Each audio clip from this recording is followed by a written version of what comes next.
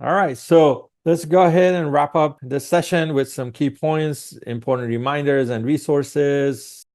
This slide provides important suggested milestones to ensure that you stay on track for these various EOY submissions and complete the submissions on or before the deadline of July 25th. And so it starts with your data population locally and then submitting your files and cleaning up your input validation errors initially. And by middle of June, you should be at a point where you're looking at your data discrepancy errors as well as your certification errors and cleaning those up. So again, we get to this suggested milestone of 7/11. It's strongly recommended that you get your errors down to 0 by this date. So that way you have time after that to send your reports out to your local data stewards, your site leaders and administrators for them to review. And sometimes they give you feedback about discrepancies that you need to go and update additional data in CalPAS, which is time consuming, especially in the last couple of weeks before the deadline. The system becomes a little bit slow as well because everybody's there processing. So just to avoid all of those issues, you want to clean up your data earlier and then focus on the report reviews for accuracy and completeness and approve by the July 25th deadline. So remember again, end of year 3 and 4 will require SELPA approval. If possible, try to get the SELPA approval done by July 25th, but if not, definitely by the August 8th amendment deadline. All right, so let's take a few minutes and talk about strategies because we have 4 different submissions for end of year. And there needs to be some coordination and some things for you to consider as you tackle these submissions, right? So there's personal consideration, how comfortable you are with the submissions and the workload. And also, do you have summer break, vacation coming up for yourself? And also local factors, right? Availability of school site staff and district personnel, internal deadlines that you may have for other projects, and also other folks may have summer break or vacations that they may go on.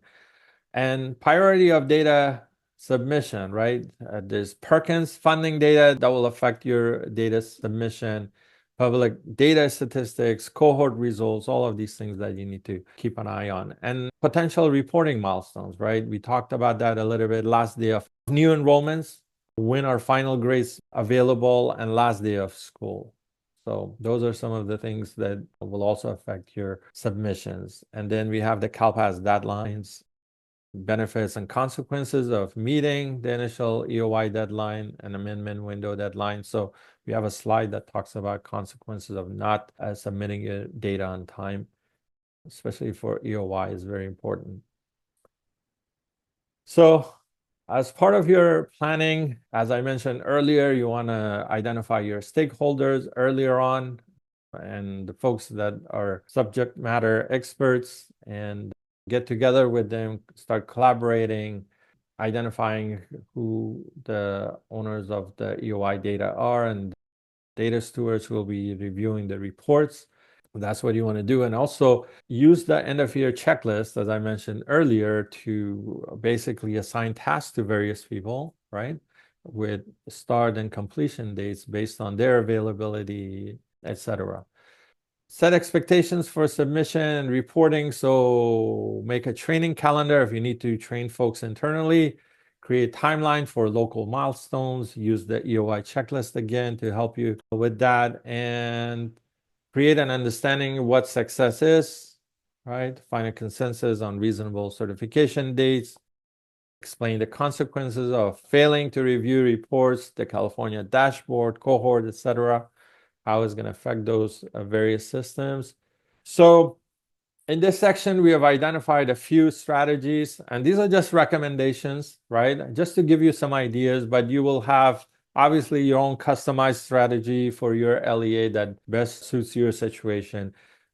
One of the strategies would be to submit data and certify individually depending on priority, right? So which data collection is most important for your LEA? You may start with EOY 3 because it has the absence summary, the cumulative enrollment and discipline information that is used for various purposes, right? End of year 2, program participation, that's an easy one to knock out and get out of the way. End of year 4 is another important one that you need to focus on because it has student with disabilities information in it. And end of year 1, course completion, the last one that you can tackle, right? Because it has the CTE information affecting your CTE IG Perkins data, as well as your college career indicators in the California School Dashboard. So the other strategy would be submitting data and certifying concurrently. And this is for advanced users, right? If you're going to take this path, you want to make sure that you have a good calendar in place. Again, take advantage of the EOY task list, identify the task and break it down, assign individuals and times to it. But this is where you will be asking yourself, when is the soonest the data can be submitted and it will become available? Is the data ready, right? Who needs to review the reports? Can the data be processed according to business rules and CalPAS input validations? Do you need to change data, avoid validations and whatnot? So you're asking all these questions, and based on that, building your own calendar internally and tackling it. You may start with completing enrollment updates as soon as schools end, do your exits, and also submit your program records when they're available. Submit course and staff data early in the submission, whatever you have available, just to clean up your errors, right? And then finish up later when the school ends with a final submission of that data. And same for your incident information, and you can do an update later on. And have the SPED person submit the data concurrently, so they keep an eye on that as well in case they need help from you, etc. So this is a bit of a more complex strategy, but if you're advanced and if you've done this in the past, then it shouldn't be a problem for you. And then the third strategy would be basically submitting data and certifying by ease or proficiency, right? So this is for those that are a little bit newer to CalPAS, maybe your second, third year, and you're still learning things, Which data collection are you most familiar with? You may start with that.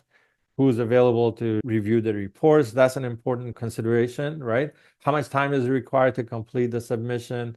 And what is included in the submission? Am I familiar with that data? Is it easy for me to submit that? Or do I need more time to clean it up, etc.? So in this case, you may want to start with EOY 2 because that's the easiest one, get that out of the way, and then focus on EOY 3 because that's the bulk of your data is submitted for EOY 3, various different types, right? Focus on that. And then once that's done, I would say even work on EOY 4 at the same time with your SPED coordinator to make sure that is also being done, because EOY 3 and 4, again, needs to be certified around the same times because there are data dependencies between them. And then end of year 1, you can tackle that at the end if you need to submit that data. So that's another strategy. Again, these are just suggested strategies that we provide for you based on conversations we have had with LEAs in the past, but you may have your own, customize it the way that works best for you. And the end goal is basically to get your data certified by those deadlines, right? So when it comes to cohort data submission, there are some questions that you should start asking yourself. Will you be the person handling the cohort processing, right? If yes, have you looked at the cohort training videos that we have, or are you planning to soon? Are you familiar with the new changes that we discussed those this year. Hopefully they all make sense. And have you downloaded the cohort checklist? It is available as part of the EOY checklist. There's a section in the bottom for cohort. There's some tasks that you need to complete. So take a look at that if you haven't. Do you have a plan to work on cohort parallel to EOY? Do you need input, assistance from other staff, from your LEA with that?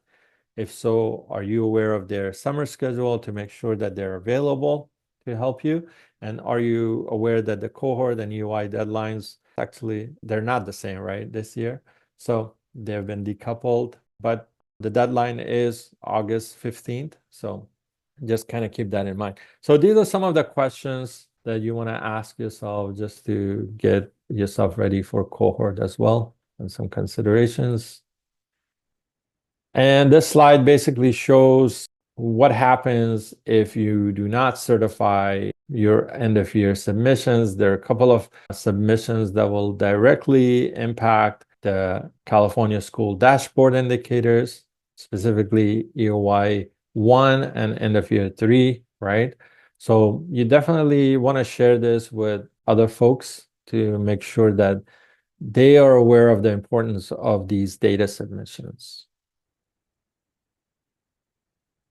All right. So some key points for you to remember. The data in the year is reflective of the entire academic year. You want to review the changes internally with other staff as needed, and it will greatly benefit you to clear all of your certification and CDDs by July 11th, again, to make sure you have enough time to review your reports and use the EOY checklist to plan for and meet the submission milestones and deadlines and create your internal calendar. You should also plan to certify all EOY submissions by the submission window deadline. Amendment window should only be used for minor updates and corrections to your data. And again, there will not be any deadline extensions, right? So attend the CalPAS Q&A when feasible. They happen every Wednesday at 3 p.m. Our knowledgeable data analysts participate in that, as well as knowledgeable folks from CD, including Sean Walker, Paula Mishima, and other folks from the SPED department. So those are just great sessions to pose any questions you may have, or even if you don't, you can listen to other questions, and is a great learning forum, right? And communicate, collaborate, and coordinate. Cannot mention that enough. Do that internally with other folks to make sure that these submissions are successful. So here are some important resources related to EOY reporting.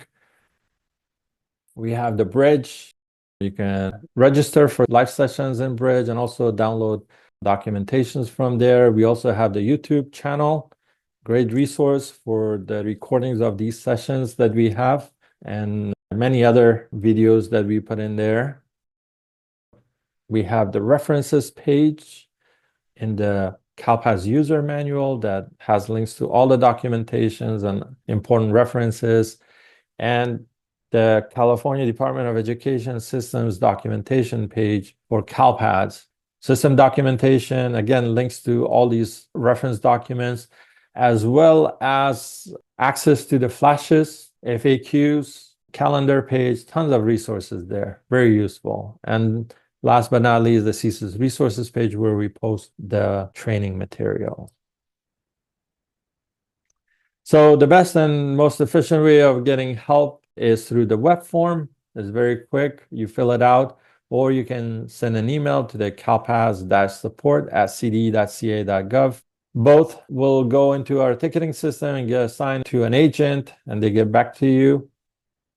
And as far as the phone, you can call. It goes into a voice message, and the voicemail will get transcribed into a ticket. So it takes a little bit longer if you go that route. So it's really to your benefit to just use the web form or the email. And we do have a couple of different listservs. One is the CSIS listserv, where it's two-way. You can communicate with other colleagues in the field and post questions, get feedback, etc. And then we have the one-way listserv for CDE's CalPAS communication. So all the important communication from the CalPAS team to the field goes through this listserv. Please ensure that you and those that may be new in your LEA are subscribed to these listservs. And that brings us to the end. I'm going to stop here. I do want to thank you for attending this training today and hope it was beneficial.